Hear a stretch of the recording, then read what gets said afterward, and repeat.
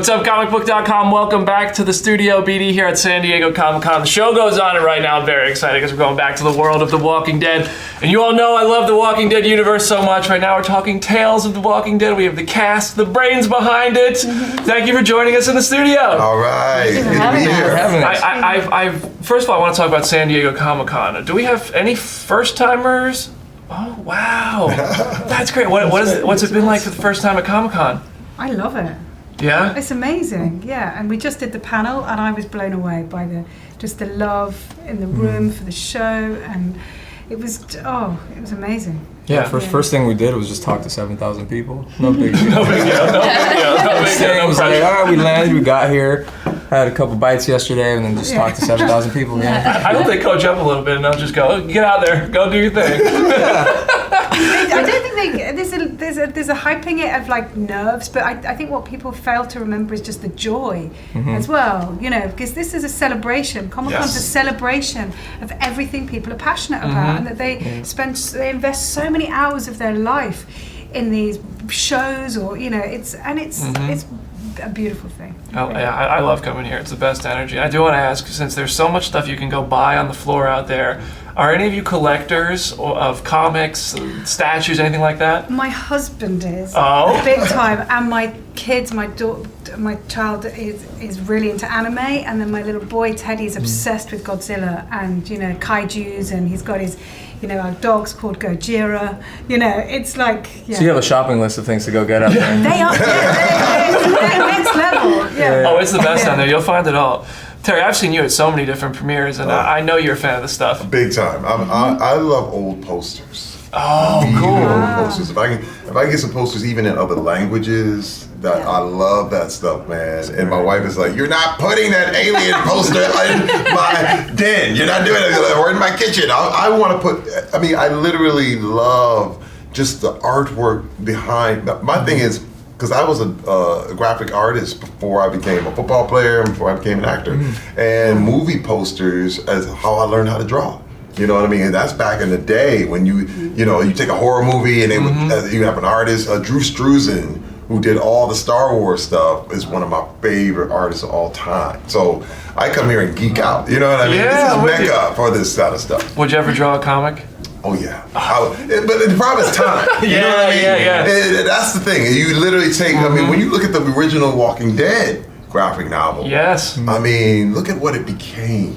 This all came out of one guy's head, and he just decided he was gonna just put his story out there. And now it's become such a way to finding new IPs because everyone's idea is viable in a comic book. Oh yeah, and what Robert and Tony and then Charlie did with that comic is exceptional.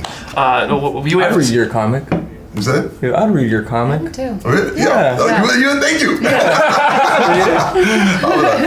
I'll be Now find the time. Yeah, I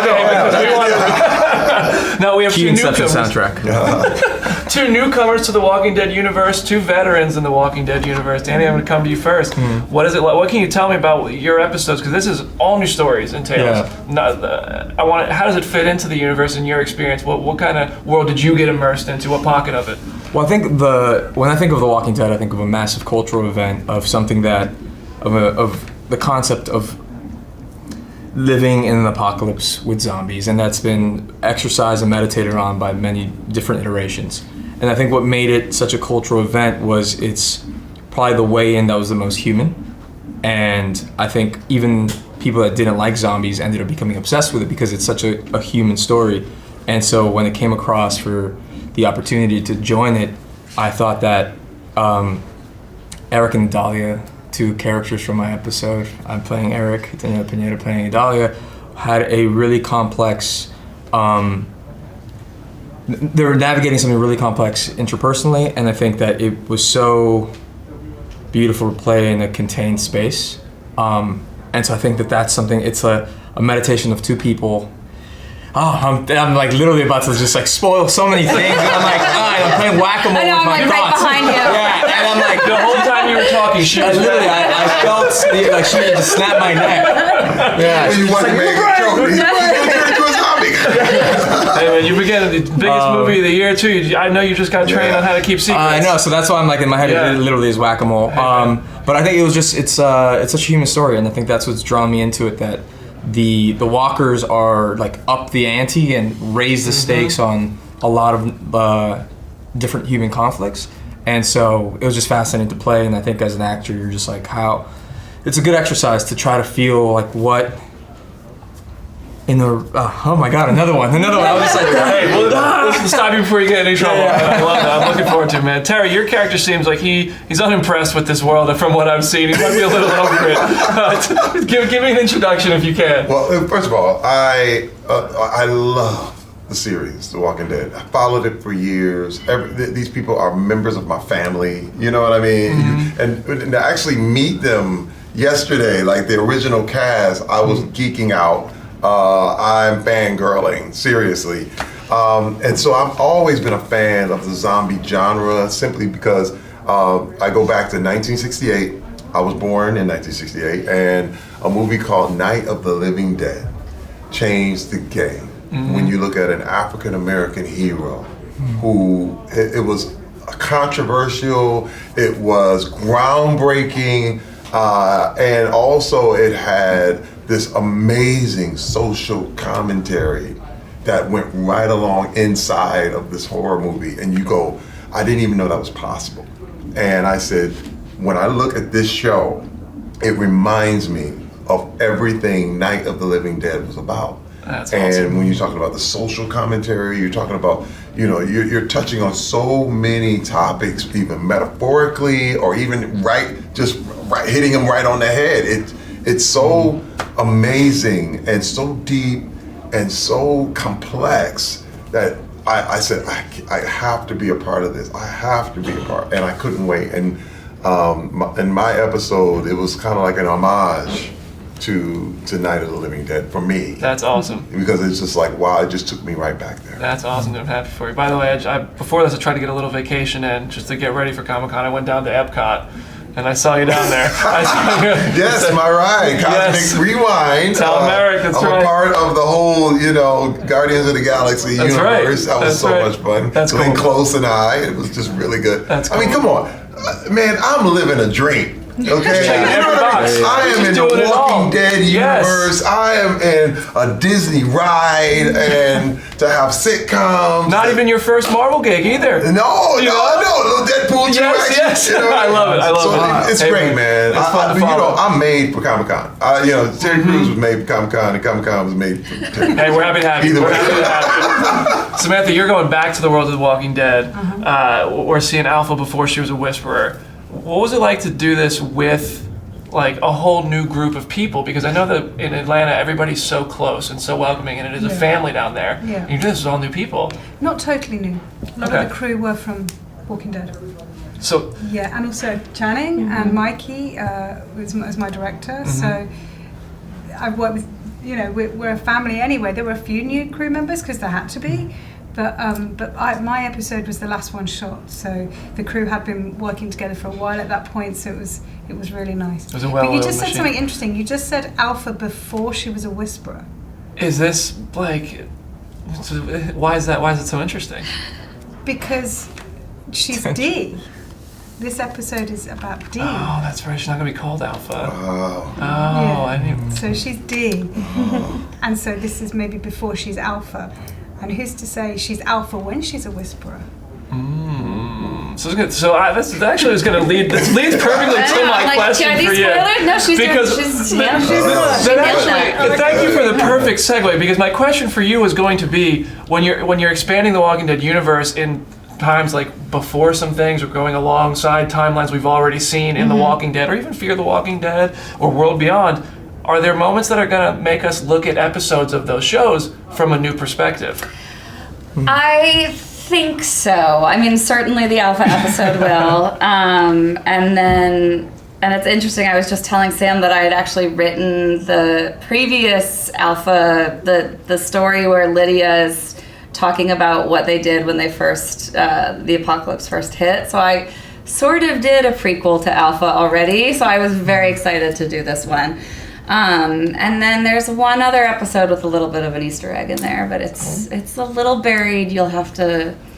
I'm sure the fans will figure it out, but Scott Gimple had made a joke that just based on that 2-second blip on the screen, we did have to create an entire mythology for it, and so we're ready for another spin-off if we need to. Did you I mean, this is what, number 3? Spin-off number 3? Oh gosh. Yeah. Yes. What is it like to now have been a part of The Walking Dead, and you're one of the few people who are carrying the torch when we're getting ready for the last 8 episodes? The universe is continuing on. I'm honoured. I think I'm honoured, but I also think going back to the comic books, when you look at Alpha as an iconic comic book character, you know, for women there are not roles like that. They're not written normally from scratch. So I think it's just brave. It's next level. It's necessary. It's about time. Do you know what I mean? So for me, my personal Sammy Morton stuff is like, yeah, and then the other side, it's like, but she's Alpha. Yeah. It's like, wow, you know? Wow, yeah, that's I feel awesome. I'm so happy for you, because I remember, like, I know Kim Dickens loves playing Madison so much because of that, she gets to play a powerful, awesome female character, and it's like there aren't many roles in franchises really, like but this. But also to play, I mean, I remember years ago someone said to me, would you ever want to play like James Bond? I went, no way, I want to play a baddie. They're the best roles.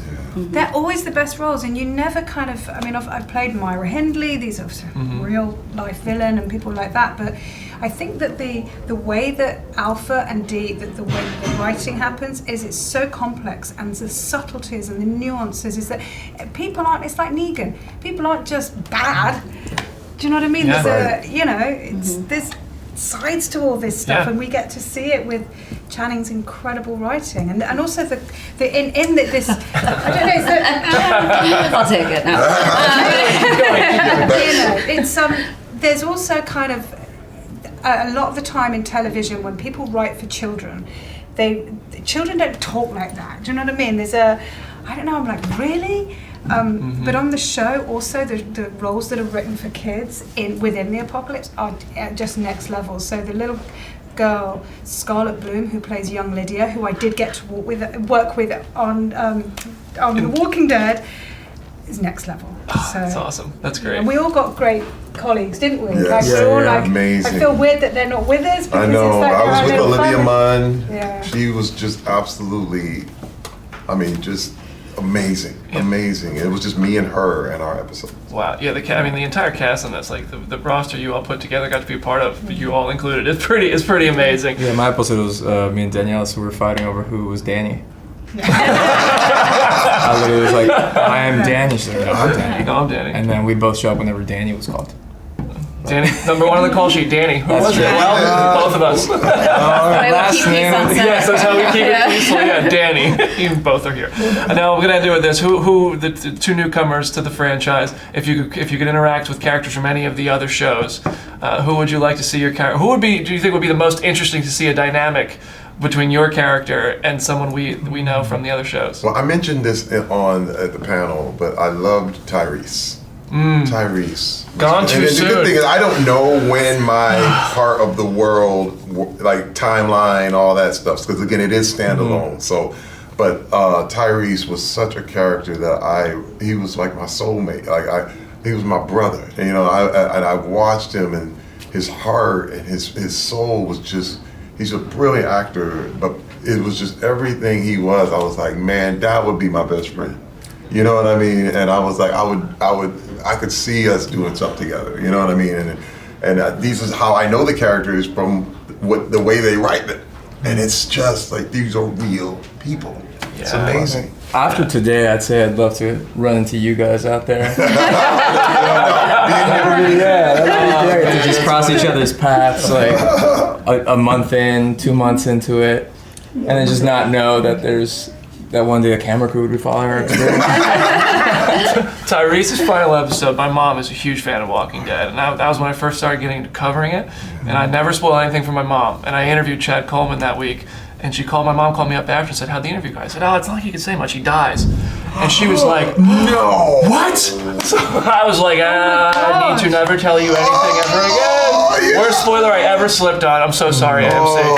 Because he's that loved. That's the You know only what I episode I mean? didn't watch because I loved him so much. Right? I didn't want him to die. Yeah, that Do episode you know was so what? good I've though. never seen the show.